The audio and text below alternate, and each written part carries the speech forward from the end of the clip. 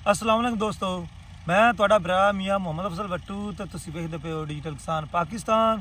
ਕਿਸਾਨ ਦੋਸਤੋ, ਤੁਹਾਡੇ ਵਾਸਤੇ ਜਨਾਬ ਖਬਰ ਲਿਆਂਦੀ ਹੈ ਤੇ ਉਮੀਦ ਹੈ ਤੁਸੀਂ ਅਗਰ ਖਬਰਾਂ ਸੁਣਦੇ ਹੋ ਤੇ ਉਹ ਖਬਰ ਤੁਹਾਡੇ ਤੱਕ ਪਹੁੰਚ ਚੁੱਕੀ ਹੋਵੇਗੀ। ਜਿਨ੍ਹਾਂ ਦੋਸਤਾਂ ਨੂੰ ਨਹੀਂ ਪਤਾ ਉਹ ਜਨਾਬ ਹੁਣ ਸੁਣ ਲਓ। ਤੇ ਕੋਈ ਖਬਰ ਚੰਗੀ ਨਹੀਂ ਹੈਗੀ। हुकूमत पंजाब ने किसान दोस्तों ते ज़राई इनकम टैक्स लागू कर दिता है तो सारे दोस्तों हुण टैक्स देना पवेगा। मुनाफे तो नहीं, ये नहीं है भी तुसी लाख रुपया मुनाफा कमाया है तो उस ते टैक्स लगेगा, बिल्कुल नहीं है। अगर तुहाडी फसल एक किले दे विचों लाख रुपये की हो गई है तो 15,000 गौरमेंट आखना भी साडी जेब च लियाओ, साडे खजाने च पाओ। पिछे रह गया जनाब 85,000, उहदे विच तुसां खर्चा कढ़ना है, ਉਹਦੇ ਵਿੱਚ ਤੁਸੀਂ ਜਨਾਬ ਮੁਨਾਫਾ ਕੱਢਣਾ ਹੈ, ਉਹਦੇ ਵਿੱਚ ਤੁਸੀਂ ਠੇਕਾ ਦੇਣਾ ਹੈ। ਤੇ ਸਾਡੇ ਨਾਲ ਕਿਸਾਨ ਭਾਈ ਮੌਜੂਦ ਨੇ, ਮੁਹੰਮਦ ਸ਼ਰੀਫ ਭਾਈ, ਬਰਕਤ ਭਾਈ ਹੈਗੇ ਨੇ, ਜ਼ਮੀਂਦਾਰਾ ਵੀ ਕਰਦੇ ਨੇ ਤੇ ਟਰੈਕਟਰ ਦੇ ਮਕੈਨਿਕ ਵੀ ਹੈਗੇ ਨੇ। ਤੇ ਤੁਸੀਂ ਹਾਲਾਤ ਚੈੱਕ ਕਰ ਲਓ, ਬਲਕਿ ਸਾਡੀ ਪੋਜੀਸ਼ਨ ਹੀ ਤੁਸੀਂ ਵੇਖ ਸਕਦੇ ਹੋ ਵੀ ਕਿੰਨੇ ਕੁ ਅਸੀਂ ਅਮੀਰ ਤਰੀਨ ਹੈਗੇ ਹਾਂ। ਛੋਟੇ ਕਿਸਾਨ ਹੋਣ, ਵੱਡੇ ਕਿਸਾਨ ਹੋਣ, ਤੇ ਇਹਦਾ ਅੰਦਾਜ਼ਾ ਵੀ ਲਾ ਲਓ। ਬਾਕੀ ਇਹ ਸਰਾਸਰ ਜ਼ੁਲਮ ਹੈ। ਆਓ ਆਪਾਂ ਗੱਲ ਕਰਨੇ ਮੁਹੰਮਦ ਸ਼ਰੀਫ ਤੋਂ ਵੀ ਉਹ ਸਾਲ ਵਿੱਚ ਕਿੰਨਾ ਕਮਾਉਂਦੇ ਹੈਗੇ ਨੇ, ਖਰਚਾ ਕੱਢ ਕੇ ਠੇਕਾ ਕੱਢ ਕੇ ਉਹਨਾਂ ਨੂੰ ਕਿੰਨਾ ਮੁਨਾਫਾ ਆਉਂਦਾ ਹੈ ਤੇ ਅਸੀਂ ਜਿਹੜੇ ਹਕੂਮਤ ਨੂੰ ਕਿੰਨਾ ਮੁਨਾਫਾ ਦੇ ਸਕਨੇ ਹਾਂ, ਕਿੰਨਾ ਟੈਕਸ ਦੇ ਸਕਨੇ ਹਾਂ। ਤੇ ਇਹ ਜ਼ੁਲਮ ਜਿਹੜਾ ਹੈ ਬੰਦ ਹੋਣਾ ਚਾਹੀਦਾ ਹੈ। ਨਾਲ ਮੈਂ ਦੱਸਦਾ ਚੱਲਾਂ, ਕਿਸਾਨ ਦਾ ਜਿਹੜਾ ਦੁਸ਼ਮਣ ਹੈ ਉਹ ਕਿਸਾਨ ਹੀ ਹੈਗੇ ਨੇ।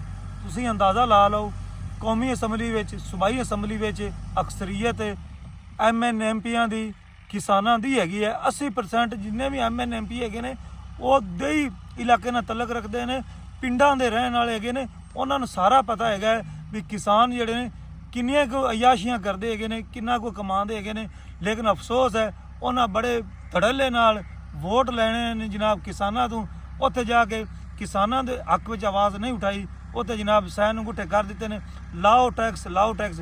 ਪਹਿਲੇ ਅਸੀਂ ਜਿਹੜੇ ਕਿਸਾਨ ਹੈਗੇ ਖਾਦ ਤੇ ਅਸੀਂ ਟੈਕਸ ਦੇਣੇ, ਸਪਰੇਅ ਤੇ ਅਸੀਂ ਟੈਕਸ ਦੇਣੇ, ट्रैक्टर खरीदेंगे 17, 18, 22% सेल टैक्स असी देने हैं। ज़राई आलात खरीदने हैं ਉਹਦੇ ਤੇ टैक्स देने हैं, डीजल खरीदने हैं ਉਹਦੇ ਤੇ टैक्स देने हैं।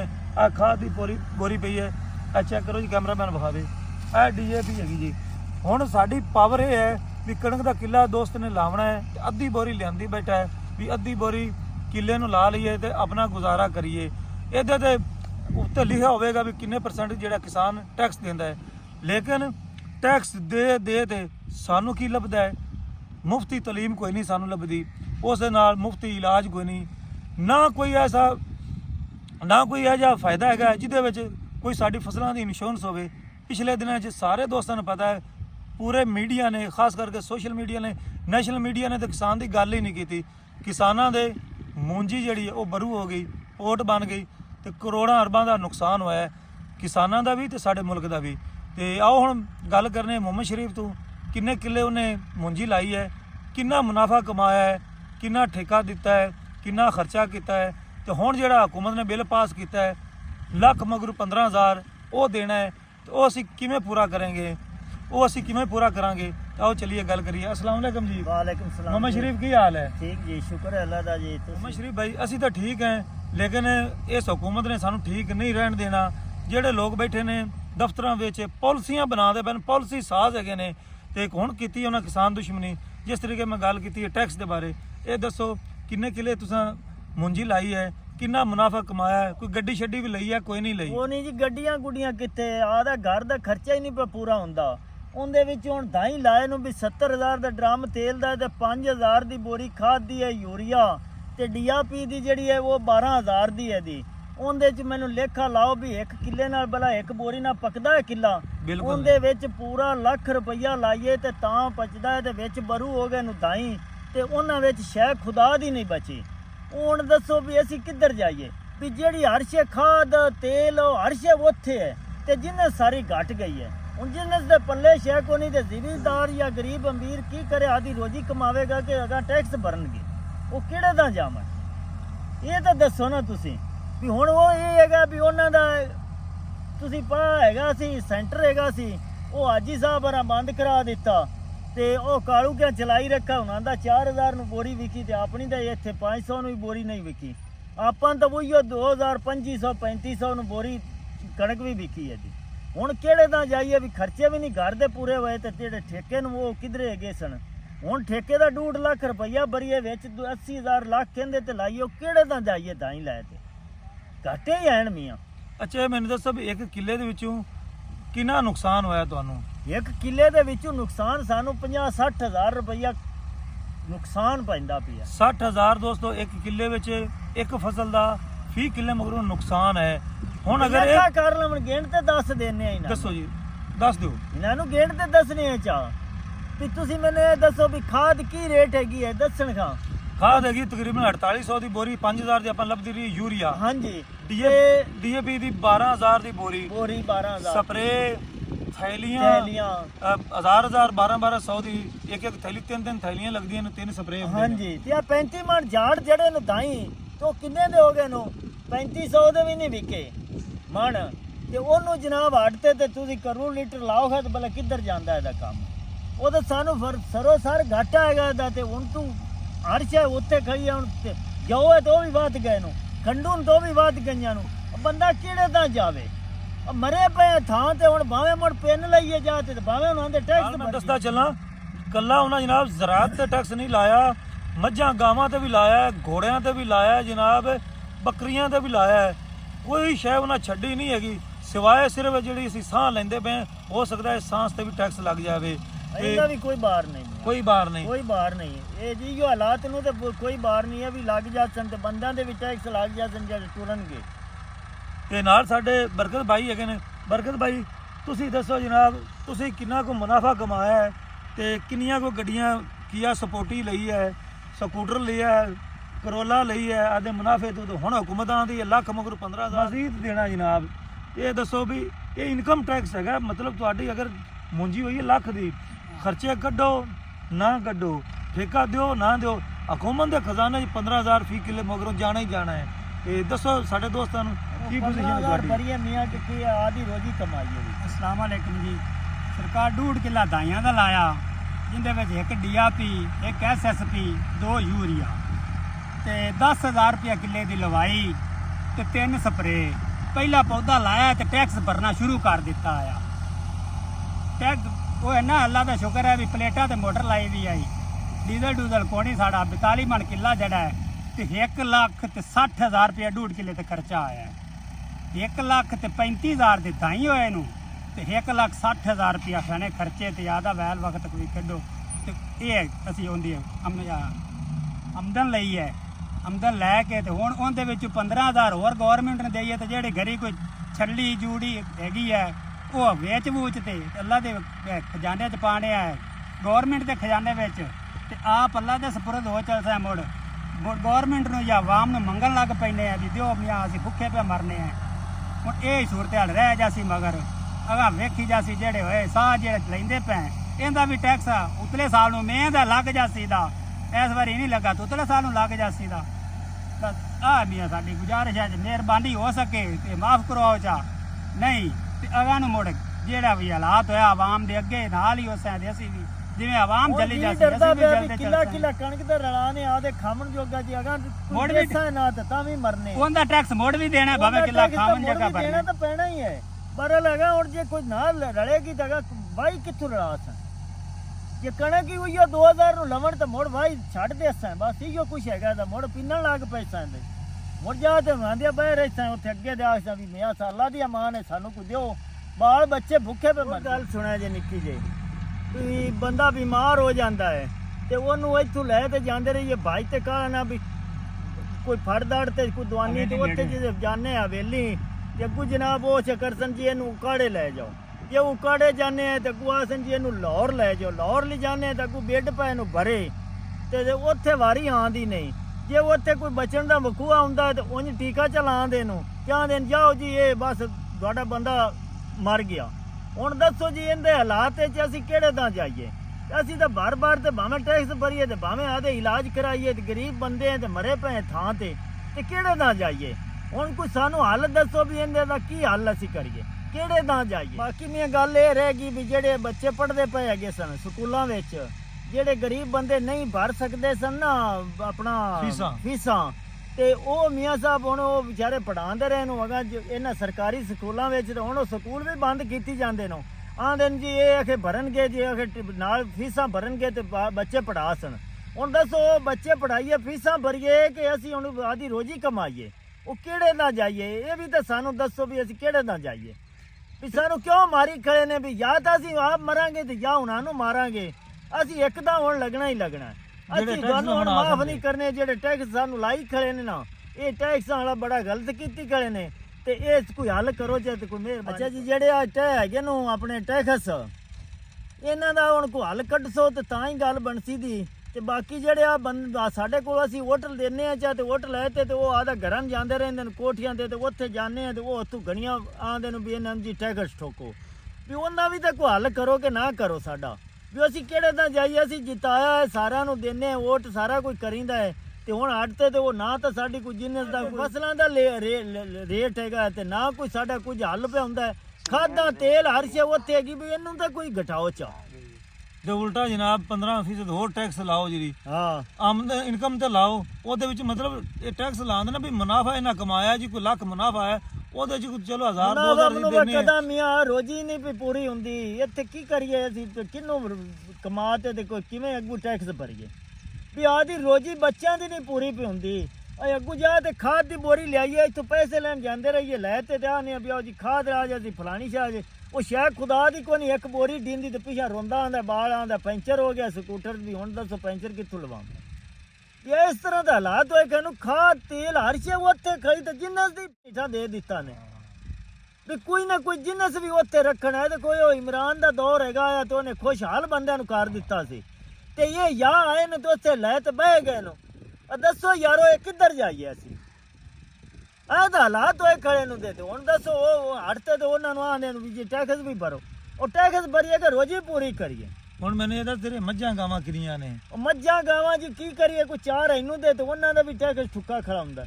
ਹੁਣ ਉਹ ਆਂਦੇ ਵੀ ਮਜ਼ੀਦ ਟੈਕਸ ਲਾਵਣਾ, ਜਿਹੜਾ ਟੈਕਸ ਨਾ ਦੇਵੇਗਾ ਉਹਨਾਂ ਦੇ ਜੁਰਮਾਨੇ ਲੱਗਣਗੇ। ਉਹਨਾਂ ਦੇ ਜੁਰਮਾਨੇ ਲੱਗਣ ਦੇ। ਹੁਣ ਉਹ ਦੱਸੋ ਵੀ ਮੈਂ ਤਾਂ ਰੱਖੀਆ ਹੀ ਨਾ, ਢੋਰ ਰੱਖੋ ਹੀ ਨਾ, ਉਹ ਲਾਲਚ ਹੀ ਨਾ ਬਣੋ, ਹਰ ਸ਼ੇ ਦਿਓ ਉਹਨਾਂ ਨੂੰ, ਖਜ਼ਾਨੇ ਹੀ ਦਿਓ ਚਾ। ਆ ਵੇਲੇ ਨੇ।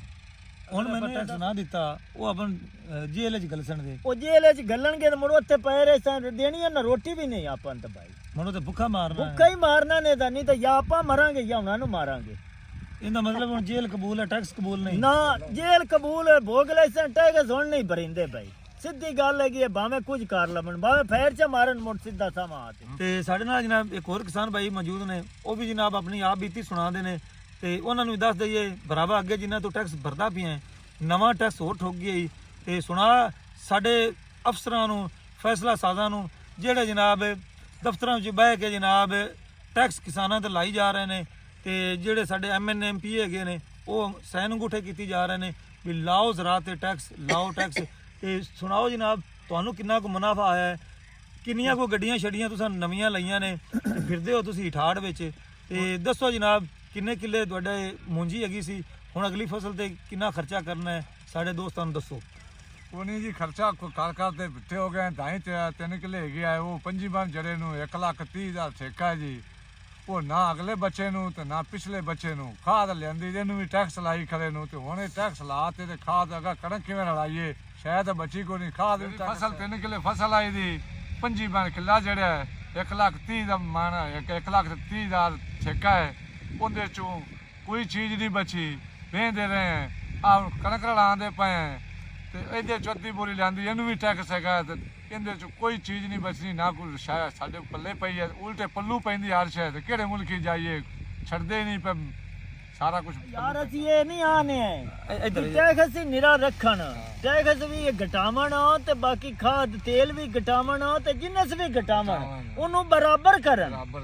ਬਰਾਬਰ ਕਰਨ। ਅੱਗੇ ਇਮਰਾਨ ਖਾਨ ਨੇ ਬਰਾਬਰ ਰੱਖਾ ਕੰਮ। ਉਹਨੇ ਇਹ ਨਹੀਂ ਆਖਿਆ ਵੀ ਮੈਂ ਹੁਣ ਜ਼ਿਮੀਦਾਰਾਂ ਨੂੰ ਹੀਠਾਂ ਲਿਆਵਾਂ ਤੇ ਤੂੰ ਉਤਾਂ ਆਪ ਗਰੀਬਾਂ ਨੂੰ ਲੈ ਜਾਵਾਂ। ਉਹਨੇ ਬਿਲਕੁਲ ਬਰਾਬਰ ਰੱਖਾ, ਜ਼ਿਮੀਦਾਰ ਵੀ ਤੇ ਗਰੀਬ ਨੂੰ ਵੀ ਤੇ ਅਮੀਰ ਨੂੰ ਵੀ। ਉਹਨੇ ਜਿਹੜਾ ਫਸਲ ਦਾ ਵੀ ਉਹਨਾਂ ਰੇਟ ਰਿਹਾ ਦਾ ਤੇ ਖਾਦ ਤੇਲ ਦਾ ਵੀ ਉਹਨਾਂ ਰੇਟ ਰਿਹਾ ਹੈ, ਤੇ ਉਹਨੇ ਬਿਲਕੁਲ ਬਰਾਬਰ ਰੱਖਾ, ਦੋਹਾਂ ਧਿਰਾਂ ਨੂੰ ਉਹਨੇ ਬਰਾਬਰ ਰੱਖਾ। ਇਹਨਾਂ ਹੁਣ ਹਟਤੇ ਤੇ ਜਿਹੜੇ ਹੈਗੇ ਨੂੰ ਗਰੀਬ ਤੇ ਅਮੀਰ ਜਿੰਨੇ ਸਾਲੇ ਉਹਨਾਂ ਨੂੰ ਤਾਂ ਥੱਲੇ ਲਾ ਦਿੱਤਾ ਨੇ, ਤੇ ਆਪ ਉਹ ਜਿਹੜੇ ਨੂੰ ਉਤਾਂ ਹੋ ਗਏ ਨੂੰ ਖਾਦ ਤੇਲ ਸਪਰੇ ਸਾਰੀ ਸ਼ੈ ਹਰ ਸ਼ੈ ਉਹ ਉਤਾਂ ਜਾ ਖੜੀ ਹੈ। ਤੇ ਸਾਡੀ ਫਸਲ ਥੱਲੇ ਹੈਗੀ ਹੈ। ਹੁਣ ਦੱਸੋ ਉਹ ਫਸਲ ਨੂੰ ਅਸੀਂ ਨਾ ਰਲਾਈਏ, ਨਿੱਕੇ ਨਿੱਕੇ ਬੱਚੇ ਨੂੰ ਪਿੰਨਣ ਲੱਗ ਪਵਣ ਤੇ ਖਾਵਣ, ਉਹਨਾਂ ਨੂੰ ਕਿੱਧਰ ਲੈ ਜਾਈਏ ਮੀਆਂ, ਕਿੱਥੋਂ ਖਵਾਈਏ? ਉਹਨਾਂ ਨਾਲ ਇਹੋ ਹਾਲਾਤ ਹੀ ਹੋਣੇ ਨੂੰ ਵੀ ਛੇਕੜ ਤੇ ਆ ਤੇ ਬਸ ਵਿਚਾਰਿਆਂ ਇਹੀ ਹੋਏਗਾ ਵੀ ਆ ਤੇ ਪੱਤਰ ਖਾਂਦੇ ਪਏ ਸਨ ਦਰਖਤਾਂ ਦੇ, ਤੇ ਤਾਂ ਹੀ ਹੈਣ ਜੀ ਅਗਲੇ ਹਾਲਾਤ ਇਹੋ ਆਉਂਦੇ ਪਏ ਨੂੰ। ਤਾਂ ਹੁਣ ਕੁਝ ਨਾ ਕੋਈ ਤਾਂ ਇਹ ਵੇਖਣ ਨਾ ਵੀ ਸੀ ਇਹ ਗੱਲ ਨਹੀਂ ਕਰਨੀ ਹੈ ਵੀ ਬਰਾਬਰ ਰੱਖਣ, ਦੋਹਾਂ ਧਿਰਾਂ ਨੂੰ ਬਰਾਬਰ ਰੱਖਣ। ਸਪਰੇਅ ਖਾਦ ਵੀ ਹਰ ਸ਼ੈ ਹੁਣ 12,000 ਦੀ ਖਾਦ ਹੈ, 5,000 ਦੀ ਯੂਰੀਆ ਹੈ। ਹੁਣ ਇਹ 1 ਕਿੱਲੇ ਦੀ ਤੇ 1 ਯੂਰੀਆ ਤੇ ਕੋਈ ਨਿਰੀ ਖਾਦ ਹੈ, ਇਹ 1 ਬੋਰੀ ਨਹੀਂ ਨਾਲ ਪੱਕਦਾ। ਇਹਦੇ ਤੇ 4-5 ਹਜ਼ਾਰ ਬੋਰੀ 4-5 ਬੋਰੀਆਂ ਲਾਈਏ ਤੇ ਉਹ ਮਤਲਬ ਹੈ ਪੱਕਦੀ ਹੈ ਫਸਲ ਪੱਕਦੀ ਹੈ। ਅੱਗੋਂ ਫਸਲ ਹੋ ਜਾਵੇ ਭਰੂ ਤੇ ਉਹ ਹਾਲਾਤ ਹੁੰਦਾ ਕਿੱਧਰ ਜਾਵੇ, ਉਹ ਗਰੀਬ ਕਿੱਧਰ ਜਾਵੇ? ਜੋ ਹਾਲਾਤ ਜੇ ਅੱਗੋਂ ਰੇਟ ਨਾ ਹੋਵੇ 10 ਮਣ ਕਿੱਲਾ 20 ਮਣ ਕਿੱਲਾ ਜੜ ਜਾਵੇ ਤੇ ਅੱਗੋਂ ਰੇਟ ਨਾ ਹੋਵੇ ਤੇ ਬੰਦਾ ਕਿੱਧਰ ਜਾਵੇ? ਉਹ ਬੰਦੇ ਥਾਂ ਹੀ ਲੱਗਣਾ, ਉਹ ਭਾਵੇਂ ਟੈਕਸ ਭਰੇ ਤੇ ਭਾਵੇਂ ਹੱਟ ਤੇ ਆਦੇ ਬੱਚਿਆਂ ਦੀ ਰੋਜੀ ਰੱਖੇ। ਇਹੀਓ ਤਾਂ ਹਾਲਾਤ ਹੋਣੇ ਨੇ ਜਿਹੜੇ ਹਾਲਾਤ ਚੱਲੇ ਖੜੇ। ਹੁਣ 1 ਕਿੱਲਾ ਹੈਗਾ ਜੀ, ਇਹਨੂੰ ਰਲਾਉਂਦੇ ਪਏ ਤੇ ਰੁਪਈਆ 50,000 1 ਕਿੱਲੇ ਤੇ ਲੱਗਦਾ ਪਿਆ ਤੇ ਅਜੇ ਇਹਨੂੰ ਖਾਦ ਪੈਣੀ ਹੈ, ਇਹਨੂੰ ਖਾਦ ਪੈਣੀ, ਇਹਨੂੰ ਸਪਰੇਅ ਹੋਣੇ ਨੂੰ, ਇਹਨੂੰ ਸਲਫਰ ਲੱਗਣਾ ਹੈ, ਸਾਰਾ ਕੁਝ ਹੋਣਾ ਇਹਦਾ। ਤੇ ਅਸੀਂ ਕਿੱਧਰ ਲੈ ਜਾਈਏ? ਤੇ ਪੀਟਰ ਤੇ ਪਕਣੇ ਨੂੰ ਅੱਗੋਂ ਤੇਲ ਹੈ ਤੇ ਉਹ ਦਿੰਦਾ ਸਾਨੂੰ, ਜੇ 5,000 ਦਾ ਲੈ ਜਾਈਏ 10 ਲੀਟਰ ਤੇਲ ਦਿੰਦਾ ਹੈ, ਉਹ 1 ਕਿੱਲਾ ਸਾਡਾ ਵੇਚਦਾ ਹੈ, 1 ਕਿੱਲਾ ਵੇਚਦਾ ਹੈ, ਉਤੋਂ ਮੁੜ 10 ਲੀਟਰ 5,000 ਦਾ ਲਿਆਈਏ, ਉਹ ਕਿੱਥੇ ਜਾ ਕੰਮ ਖੁੰਦਾ? ਇਸ ਤਰ੍ਹਾਂ ਦਾ ਹਾਲਾਤ ਹੋਏ ਖੈਨ। ਤੇ ਮੀਆਂ ਇਹਦੀ ਮਿਹਰਬਾਨੀ ਕਰੋ, ਜੇ ਕੋਈ ਥੋੜਾ ਜਿਹਾ ਤੁਹਾਡਾ ਆਸਰਾ ਹੋ ਸਕਦਾ ਹੈ ਤੇ ਇਹਨੂੰ ਕੋਈ ਕੰਟਰੋਲ ਕਰੋ, ਜੇ ਨਹੀਂ ਹੁੰਦਾ ਤੇ ਮੁੜ ਆਵਾਮ ਨੂੰ ਆਖੋ ਜੇ ਆਪੇ ਆਵਾਮ ਜਾਂ ਮਰ ਜਾਸੀ ਤੇ ਜਾਂ ਮਾਰ ਲੈ ਸੀ। ਇਹ ਗੱਲ ਹੋਣੀ ਹੈ ਸਹੀ। ਤੇ ਜਿਸ ਤਰੀਕੇ ਬੜੀ ਤੇਜ਼ੀ ਨਾਲ ਜਨਾਬ ਬਿੱਲ ਪਾਸ ਹੁੰਦੇ ਨੇ, ਹਕੂਮਤ ਕਰਦੀ ਹੈ, ਖਾਸ ਕਰਕੇ ਕਿਸਾਨ ਦੁਸ਼ਮਣੀ, ਕਿਸਾਨ ਪਾਲਿਸੀ ਬਣਾਉਣ ਵਾਲੇ ਸਮਝ ਨਹੀਂ ਆਉਂਦੀ ਵੀ ਉਹਨਾਂ ਦੀ ਕੀ ਸੋਚ ਹੈ। ਉਹ ਪਾਲਿਸੀਆਂ ਤਾਂ ਐਸੀਆਂ ਬਣਾਉਂਦੀਆਂ ਨੇ ਜਿਸ ਤਰੀਕੇ ਤੁਸੀਂ ਯੂਰਪ ਹੁੰਦਾ ਹੈ ਉਹਨਾਂ ਵਰਗੀਆਂ ਪਾਲਿਸੀਆਂ ਬਣਾਉਂਦੇ ਨੇ। ਇਹਨਾਂ ਨੂੰ ਇਹ ਸ਼ਾਇਦ ਇਲਮ ਨਹੀਂ ਹੈਗਾ ਕਿ ਦੁਨੀਆ ਦੇ ਕਿਸੇ ਮੁਲਕ ਵਿੱਚ ਵੀ ਚਲੇ ਜਾਓ, ਕਿਸਾਨ ਦੁਸ਼ਮਣ ਪਾਲਿਸੀਆਂ ਇਸ ਤਰੀਕੇ ਨਹੀਂ ਹੈਗੀਆਂ ਵੀ ਤੁਸੀਂ ਇੱਕ ਬੰਦੇ ਦੀ ਇਨਕਮ ਤੇ ਟੈਕਸ ਲਾਉਂਦੇ ਪਏ, ਤੁਸੀਂ ਮੁਨਾਫੇ ਤੇ ਟੈਕਸ ਲਾਓ ਹੈ ਤਾਂ ਕੋਈ ਗੱਲ ਬਣਦੀ ਵੀ ਹੈਗੀ ਸੀ। ਲੇਕਿਨ ਉੱਥੇ ਇੰਸ਼ੋਰੈਂਸ ਹੁੰਦੀ ਹੈ ਫਸਲਾਂ ਦੀ, ਉੱਥੇ ਕਿਸਾਨਾਂ ਨੂੰ ਖਾਸ ਕਰਕੇ ਬਰਤਾਨੀਆ ਵਿੱਚ ਉਹਨਾਂ ਜਨਾਬ ਡੀਜ਼ਲ ਤੇ ਸਬਸਿਡੀ ਹੈਗੀ ਹੈ, ਖਾਦਾਂ ਤੇ ਸਬਸਿਡੀਆਂ ਨੇ, ਬਲਕਿ ਜ਼ਰਾਤ ਉਹਨਾਂ ਦੀ ਚਲਦੀ ਹੀ ਸਬਸਿਡੀ ਤੇ ਪਈ ਹੈ। ਲੇਕਿਨ ਸਾਡੇ ਮੁਲਕ ਪਾਕਿਸਤਾਨ ਦੇ ਵਿੱਚ ਜਦੋਂ ਦਾ ਪਾਕਿਸਤਾਨ ਬਣਿਆ ਉਹ ਜਨਾਬ ਔਖਾ ਵੇੜਾ ਜਿਹੜਾ ਉਹ ਹੀ ਨਹੀਂ ਮੁੱਕਦਾ ਪਿਆ ਤੇ ਹਰ ਚੀਜ਼ ਤੇ ਟੈਕਸ ਟੈਕਸ ਟੈਕਸ। ਹੁਣ ਤਾਂ ਜਨਾਬ ਟੈਕਸ ਦੇ ਦੇ ਦੇ ਅਸੀਂ ਤਾਂ ਬਈ ਥੱਕ ਗਏ ਹਾਂ, ਸਾਡੇ ਹੱਥ ਹੋ ਗਏ ਨੇ ਖੜੇ। ਤੇ ਹਕੂਮਤ ਦੀ ਮਰਜ਼ੀ ਹੈ, ਭਾਵੇਂ ਸਾਨੂੰ ਹੁਣ ਜੇਲ੍ਹਾਂ 'ਚ ਸੱਟੇ, ਐਵੇਂ ਹੀ ਹੈ। ਹਾਂਜੀ ਬਿਲਕੁਲ ਹੈ ਹੀ ਐਵੇਂ ਗੱਲ ਜੀ। ਤੇ ਹੁਣ ਸਾਡੇ ਕੋਲ ਬਈ ਟੈਕਸ ਨਹੀਂ ਭਰਿੰਦੇ ਜੇ, ਜੋ ਹਾਲਾਤ ਸਾਨੂੰ ਨਜ਼ਰ ਆਉਂਦੇ ਪਏ ਨੇ। ਇਹ ਬਰਕਤ ਦਾ ਹਾਲ ਵੇਖ ਲਓ, ਇਹ ਕੈਮਰਾਮੈਨ ਬਰਕਤ ਵੱਲੋਂ ਵਿਖਾਓ ਜੀ, ਇਹ ਵੇਖ ਲਓ ਹੁਣ ਇਹ ਸਾਡੇ ਹਾਲਾਤ ਹੈਗੇ ਨੇ। ਅੱਗੇ ਅਸੀਂ ਮਰੇ ਪਏ ਹਾਂ, ਅੱਗੇ ਵੀ ਮੈਂ ਦੱਸਿਆ ਵੀ ਸ਼ੁਰੂ ਵਿੱਚ ਵੀ ਜਿਹਦੇ ਵਿੱਚ ਅਸੀਂ ਜਿਹੜੇ ਟੈਕਸ ਦੇਣੇ, ਕੱਪੜੇ ਲਈਏ ਤੇ ਉਹਦੇ ਤੇ ਟੈਕਸ ਦੇਣੇ, ਜੁੱਤੀਆਂ ਲਈਏ, ਮਾਚਿਸ ਲਈਏ, ਸਿਗਰਟ ਲਈਏ, ਲੈਣੇ ਤੋਂ ਤੇ ਟੈਕਸ ਚੈੱਕ ਕਰ ਲਓ ਵੀ ਕਿੰਨਾ ਭਰਨੇ ਹੈ। ਦੂਸਰਾ ਟਰੈਕਟਰ ਦੇ ਪਾਰਟਸ ਲਈਏ, ਪੀਟਰ ਦੇ ਪਾਰਟਸ ਲਈਏ, ਖਾਦਾਂ ਦਵਾਈਆਂ ਅਦਵਿਆਤ, ਹਰ ਉਸ ਕੋਈ ਐਸੀ ਸ਼ੈ ਨਹੀਂ ਹੈਗੀ ਜਿਹਦੇ ਤੇ ਅਸੀਂ ਟੈਕਸ ਨਹੀਂ ਭਰਨੇ ਹੈ। ਤੇ ਯਕੀਨ ਮੰਨੋ ਹੁਣ ਸਾਡੀ ਜਿਹੜੀ ਹੈ ਨਾ ਪਸਲੀ ਜਾਂ ਸਾਡਾ ਜਿਹੜਾ ਹੈ ਨਾ ਸਿਰ ਉਹ ਮਜ਼ੀਦ ਵਜ਼ਨ ਨਹੀਂ ਬਰਦਾਸ਼ਤ ਕਰਦਾ। ਤੇ ਮੇਰਾ ਖਿਆਲ ਹੈ ਵੀ ਹੁਣ ਹਕੂਮਤ ਜਿਹੜੀ ਹੈ ਖਾਸ ਕਰਕੇ ਜਿੰਨੇ ਵੀ ਸਾਡੇ ਸਿਆਸਤਦਾਨ ਹੈਗੇ ਨੇ, MN MPA, ਖੁਦਾ ਦਾ ਨਾਂ ਜੇ ਤੁਹਾਨੂੰ ਤਾਂ ਵੋਟ ਇਸ ਵਾਸਤੇ ਦਿੰਦੀ ਹੈ ਆਵਾਮ ਕਿ ਤੁਸੀਂ ਕਿਸਾਨਾਂ ਦਾ ਜਾ ਕੇ ਨਾ ਹੱਥ ਵੰਡਾਓਗੇ, ਕਿਸਾਨਾਂ ਵਾਸਤੇ ਰਿਲੀਫ ਦਿਓਗੇ। ਲੇਕਿਨ ਕਿਸਾਨਾਂ ਨੂੰ ਜਿਹੜਾ ਰਿਲੀਫ ਤੁਸੀਂ ਹੁਣ ਟੈਕਸ ਅੱਗੇ ਦੇ ਦੇ ਉੱਟ ਗਏ, ਮਜ਼ੀਦ ਲਾ ਦਿੱਤੇ ਨੇ। ਤੇ ਮੇਰਾ ਖਿਆਲ ਹੈ ਵੀ ਹੁਣ ਆਪਣੀ ਤਾਂ ਢੋਈ ਟੁੱਟ ਗਈ ਰਾਮ ਦੀ। ਹੁਣ ਤਾਂ ਟੁਰਾ ਵੀ ਨਹੀਂ ਜਾਂਦਾ ਪਿਆ, ਹੁਣ ਕਿਹੜੇ ਦਾ ਜਾਈਏ? ਆਜਾ ਮਾਲ ਹੈ, ਗਰੀਬ ਬੰਦਾ ਨਾ ਰੱਖੇ ਤਾਂ ਰੋਜੀ ਨਹੀਂ ਪੂਰੀ ਹੁੰਦੀ ਪਈ। ਕਿਉਂ ਇਹਨਾਂ ਦੇ ਲਾਲਚ ਲੱਗੇ ਰਵਿੰਦਾ ਤੇ ਉਹ ਮਾਲ ਨੂੰ ਵੀ ਟੈਕਸ ਲੱਗ ਜਾਵੇ ਤੇ ਬਸ ਮੁੜ ਬੰਦੇ ਜਾਵਣ ਕਿਹੜੇ। ਵਿਚਾਰ ਢੋਰ ਰੱਖੇ ਹੋਏ ਨੂੰ ਉਹਨਾਂ ਦੀ ਹੁਣ ਖਿਦਮਤ ਕਰਦੇ ਹੁੰਦੇ ਆ, ਉਹਨਾਂ ਦਾ ਦੁੱਧ ਦਿੰਦੇ ਆ, ਦੁੱਧ ਨੂੰ ਕੋਈ ਸ਼ੇਰ ਉਧਰ ਦਿੰਦੇ ਆ ਤੇ ਕੋਈ ਸ਼ੇਰ ਆਪ ਪੀਨੇ ਆ, ਬਾਲ ਬੱਚੇ ਪੀਨੇ ਨੂੰ ਕੋਈ ਚਾਹ ਚੂ ਪੀਨੇ ਆ। ਤੇ ਜੇ ਉਹ ਸ਼ੇਰ ਜਾਂਦਾ ਇਹਦਾ ਤੇ ਅੱਗੂ ਹੱਟਦੇ ਤੇ ਉਹ ਸਾਨੂੰ ਮੰਨਦੇ ਦੁੱਧ ਦੇ ਪੈਸੇ ਡਿਮਣ ਨਾ ਤੇ ਉਹ ਹੱਟੀ ਤੇ ਜਾਂਦੇ ਰਹੀਏ ਨਾ। ਤੋ ਇੱਕ ਸ਼ੇਰ ਖੰਡ ਦਾ ਤੇ ਸ਼ੇਰ ਘਿਓ ਦਾ ਢੀਂਦਾ ਹੈ ਤੇ 600 ਨੂੰ ਘਿਓ ਹੋ ਗਿਆ ਹੁਣ ਤੇ 150 ਨੂੰ ਖੰਡ ਹੈਗੀ ਹੈ। ਤੁਸੀਂ ਲੇਖਾ ਲਾਓ ਵੀ ਬੰਦਾ ਕਿੱਧਰ ਜਾਵੇ ਤੇ ਉਹ ਦੋ ਦੇ ਬੰਦੇ ਦੇ ਨਹੀਂ ਲੱਗਦੇ। ਇਹ ਮੁੜ ਮਾਲ ਨੂੰ ਆਤੇ ਤੇ ਆਪ ਹੀ ਮੀਆਂ ਸਾਹਿਬ ਤੁਸੀਂ ਪੱਠੇ ਪਾਓ ਤੇ ਆਪ ਹੀ ਤੁਸੀਂ ਉਹਦਾ ਟੈਕਸ ਲਾਓ ਤੇ ਆਪ ਹੀ ਤੁਸੀਂ ਪੀਓ ਤੇ ਸਾਡੀ ਚੁੰਡ ਛੱਡੋ ਤੇ ਅਸੀਂ ਨਾ ਲੈਂਦੇ ਤੇ ਨਾ ਦਿੰਦੇ। ਤੇ ਜਾਂ ਮੁੜ ਐਵੇਂ ਕਰੋ ਕਿ ਇੱਕ ਤਾਂ ਸਾਨੂੰ ਲਾ ਲਓ ਜਾਂ ਮੁੜ ਫਾਇਰ ਚ ਮਾਰੋ ਸਾਰਿਆਂ ਨੂੰ ਤੇ ਅਸੀਂ ਆਦੇ ਬਿੱਲੇ ਲੱਗ ਜਾਸਨ ਤੇ ਤੁਸੀਂ ਆਦੇ ਤੇ ਟੈਕਸ ਦੋਸਤੋ ਕਿਸਾਨ ਤਪੇ ਹੋਏ ਨੇ ਤੇ ਕਿਸਾਨਾਂ ਨੂੰ ਪਤਾ ਵੀ ਕਿੰਨੀ ਕੁ ਕਮਾਈ ਕਰਦੇ ਪਏ ਆ, ਵਰਨਾ ਇਹ ਵੀ ਹੋਂਡਾ ਸਿਟੀ ਤੇ ਚੜੇ ਫਿਰਦੇ ਹੁੰਦੇ ਜਿਹੜੇ ਹੁਣ ਟੁੱਟੇ ਹੋਏ ਸਕੂਟਰ ਦੇ ਹੈਗੇ ਨੇ। ਮੇਰਾ ਖਿਆਲ ਇਹ ਟੁੱਟਾ ਚੱਜ ਨਾਲ ਤੇਲ ਹੀ ਨਹੀਂ ਪੂਰਾ ਹੁੰਦਾ, ਜਾਈਏ ਕਿੱਧਰ ਟੁਰ ਤੇ ਜਾਣਾ ਪੈਂਦਾ ਹੈ ਆਨੇ ਜੇ ਤੇਲ ਨਹੀਂ ਤੇਲ ਜੋਗੇ ਹੋਣ ਜੇ ਬਈ ਤੇ ਜਾਓ ਨਹੀਂ ਤਾਂ ਕੋਈ ਨਹੀਂ ਹੈ। ਹੁਣ ਤੇਲ ਕਿੱਥੋਂ ਲਈਏ ਅੱਗੂ ਪੈਸੇ ਜੇ ਅੱਗੋਂ ਜਿੰਨਸ ਹੋਵੇ ਤਾਂ ਤੇਲ ਲਈਏ ਵੀ ਉਹ ਕਿਹੜੇ ਦਾ ਲੈ ਜਾਈਏ। ਪਹਿਲੇ ਸਾਈਕਲ ਹੁੰਦੇ ਹੈਗੇ ਆ, ਹੁਣ ਤਾਂ ਸਾਈਕਲ ਜਿਹੜਾ ਉਹ ਵੀ 30-35 ਹਜ਼ਾਰ ਦਾ ਹੋ ਗਿਆ ਹੈ ਤੇ ਸਾਡੇ ਇਲਾਕੇ 'ਚ ਤਾਂ ਵੈਸੇ ਹੀ ਸਾਈਕਲ ਮੇਰੇ ਖਿਆਲ ਖਤਮ ਹੋ ਗਏ ਨੇ ਤੇ ਲੱਗਦਾ ਹੈ ਵੀ ਹੁਣ 30-35 ਹਜ਼ਾਰ ਇਕੱਠਾ ਕਰਨਾ ਪੈਸੀ ਤੇ ਸਾਈਕਲ ਲੈਣਾ ਪੈਸੀ ਦਾ ਫਿਰ ਹੀ ਜਾ ਕੇ ਕੁਝ ਮਤਲਬ ਵੀ ਹੱਲ ਹੋਵੇਗਾ, ਵਰਨਾ ਸਕੂਟਰ ਵੀ ਮਤਲਬ ਨਹੀਂ ਚਲਾਇਆ ਜਾ ਨਹੀਂ ਸਕਦਾ। ਚਲਾਇਆ ਜਾਣਾ ਜੀ। ਜੇ ਅਗਰ ਅਸੀਂ ਚਲਾਈਏ ਜਨਾਬ ਕੀਆ ਸਪੋਰਟੀ ਜਾਂ ਹੋਂਡਾ ਸਿਟੀ ਜਾਂ ਕਰੋਲਾ ਇਤਾਈਆਂ ਖੜੀਆਂ ਹੁੰਦੀਆਂ ਤੇ ਤੁਸੀਂ ਟੈਕਸ ਲੈਂਦੇ ਵੀ ਜਾਂ ਟੈਕਸ ਲਗਾਉਂਦੇ ਵੀ ਚੰਗੇ ਲੱਗਦੇ ਸੀ, ਲੇਕਿਨ ਪਤਾ ਨਹੀਂ ਤੁਹਾਨੂੰ ਕੌਣ ਸਬਕ ਪੜਾਉਂਦਾ ਪਿਆ ਹੈ, ਉਹ ਸਬਕ ਪੜ੍ਹਦੇ ਤੁਸੀਂ ਹੁਣ ਸਾਡੇ ਤੇ ਟੈਕਸ ਲਾਈ ਆਉਂਦੇ ਹੋ। ਤੇ ਜਿਹੜੇ ਸਾਡੇ ਐਮਐਨ ਐਮਪੀ ਹੈਗੇ ਨੇ ਮਾਸ਼ਾਅੱਲਾ ਸੁਭਾਨ ਅੱਲਾ, ਉਹਨਾਂ ਕਿਸਾਨ ਭਾਈਆਂ ਦੇ ਜਿਹੜੇ ਅਸੈਂਬਲੀਆਂ 'ਚ ਗਏ ਨੇ ਤੇ ਜਿਨ੍ਹਾਂ ਬਿੱਲ ਪਾਸ ਕੀਤਾ ਹੈ, ਖੁਦਾ ਦਾ ਨਾਂ ਜੇ ਅਗਰ ਉੱਥੇ ਤੁਸੀਂ ਨਹੀਂ ਸੋਚਿਆ ਤਾਂ ਜਦੋਂ ਤੁਸੀਂ ਆਪਣੇ ਹਲਕੇ 'ਚ ਆਓਗੇ ਤੁਸੀਂ ਜ਼ਰੂਰ ਸੋਚੋਗੇ ਜਿਹੜੇ ਤੁਹਾਡੇ ਠੇਕੇਦਾਰ ਹੋਣਗੇ ਨਾ ਉਹ ਕੁਝ ਤਾਂ ਪਹਿਲੇ ਨਸ ਗਏ ਹੈਗੇ ਸਨ ਕਾਫੀ ਦੋਸਤਾਂ ਦੇ ਤੇ ਮਜ਼ੀਦ ਹੁਣ ਜਿਹੜੇ ਹਾਲਾਤ ਨੇ ਉਹ ਬਾਕੀ ਵੀ ਨਸ ਜਾਸਣ ਦੇ, ਫਿਰ ਤੁਹਾਡੇ ਕੋਲ ਵਾਹੀ ਹੋਣੀ ਕੋਈ ਨੇ। ਇਹ ਗੱਲ ਪੱਲੇ ਬੰਨ ਲਓ ਤੇ ਮੁਲਕ ਨੂੰ ਜਿਹੜੇ ਹਾਲਾਤ ਵਿੱਚ ਖੁਰਾਕ ਦੀ ਕਮੀ ਦਾ ਜਿਹੜਾ ਹੈ ਨਾ ਉਹ ਅੰਦੇਸ਼ਾ ਹੈ, ਖਾਸ ਕਰਕੇ ਜਿਵੇਂ ਹੁਣ ਕਣਕ ਜਿਹੜੀ ਹੈ ਕਿੰਨੀ ਕੁ ਬਿਜਾਈ ਹੁੰਦੀ ਪਈ ਹੈ। ਬਿਜਾਈ ਜੀ ਕੋਈ ਨਹੀਂ, ਬਸ ਹੁਣ ਤਾਂ ਕਿੱਲਾ ਰਾਂਦੇ ਪਏ ਨੇ, ਕਿੱਲਾ ਕਿੱਲਾ ਰਾਂਦੇ ਪਏ ਸਿਰਫ ਡਰਦੇ ਮਾਰੇ ਵੀ ਅੱਗੂ ਜਿੰਨੇ ਦਾ ਰੇਟ ਨਾ ਹੋਇਆ ਤੇ ਖਰਚਾ ਕਰ ਤੇ ਮੁੜ ਉਹਨਾਂ ਨੂੰ ਹੀ ਦੇਈਏ ਚਾ ਮੁੜ ਅਸੀਂ ਆਪ ਕੀ ਕਰਦੀ ਕੀ ਕਰੀਏ। ਵੀ ਇਹ ਚਲੋ ਕਿੱਲਾ ਇਹ ਡੇਢ ਪੇਟ ਬੰਨ ਤੇ ਜੇ ਇਹ ਰਲਾਸ ਹੈ ਜਾਂ ਚਲੋ ਬਾਲਾਂ ਦੀ ਰੋਜੀ ਹੋ ਜਾਸੀ ਦੀ ਤੇ ਅਗਾ ਵੇਚਣ ਜੋਗੀ ਤਾਂ ਹੈ ਕੋਈ ਨਹੀਂ, ਵਿਕੇਗੀ ਕਿੱਥੋਂ ਜੇ ਅਗਾ ਰੇਟ ਹੀ ਕੋਈ ਨਹੀਂ ਤੇ ਵੇਚੇ ਕੀ ਤੇ ਅਗਾ ਰੋਜੀ ਕੀ ਕਿੱਥੋਂ ਕਮਾ ਸਕਦੇ ਖਾਸਾ। ਤੇ ਠੀਕ ਹੋ ਗਿਆ ਜੀ, ਗੱਲ ਤਾਂ ਹੋ ਗਈ ਖਤਮ।